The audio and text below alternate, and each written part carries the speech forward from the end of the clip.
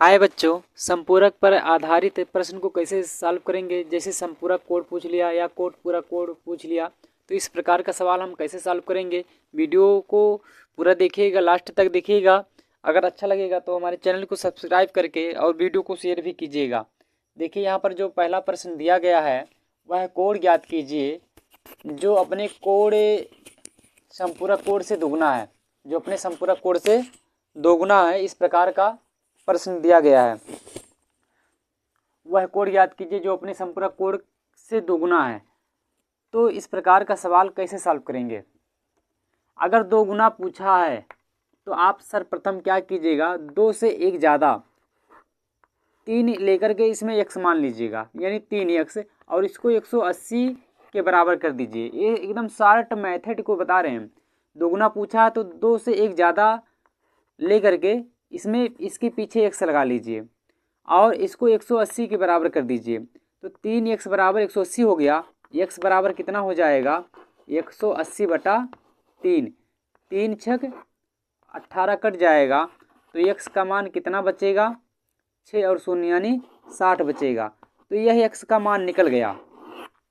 लेकिन इसका आंसर अभी ये नहीं है। आंसर क्या होगा, अब ये 60 का गुणा इस 2 में कीजिएगा, यानी 2 गुणे 60 है। इसका आंसर हो जाएगा 120। कितना आ जाएगा, 120 इसका आंसर होगा। तो इस प्रकार का सवाल ऐसे सॉल्व कीजिए। जैसे वह कोड बताइए जो अपने संपूरक कोड से 3 गुना है। अपने संपूरक कोड से 3 गुना है। सिर्फ यहाँ पर लिखा हो या चाहे का लिखा हो, दोनों बात एक ही है, यह ध्यान दीजिएगा।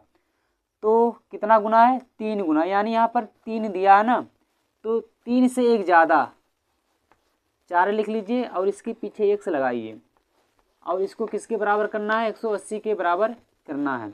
जब आप x बराबर करेंगे तो 180/4 हो जाएगा और इसको जब हम काटेंगे तो आ जाएगा यहाँ पर 4 चौका 16, 4 पंचे 20, यानी 45 डिग्री आएगा। कितना डिग्री आएगा, 45 डिग्री आएगा।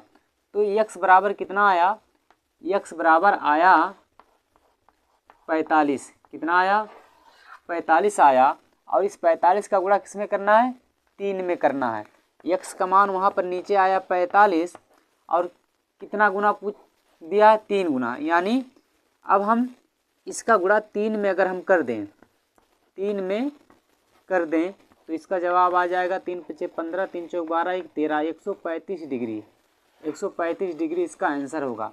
तो हम क्या इसमें समझा रहे हैं, अगर 3 दिया है तो 4 मान करके 180 के बराबर करना है और यहाँ से x का मान निकलेगा, जो x का जो मान निकलेगा उसका गुणा फिर इसी 3 में कर देना, इसका आंसर आ जाएगा। जैसे इसको बताया गया।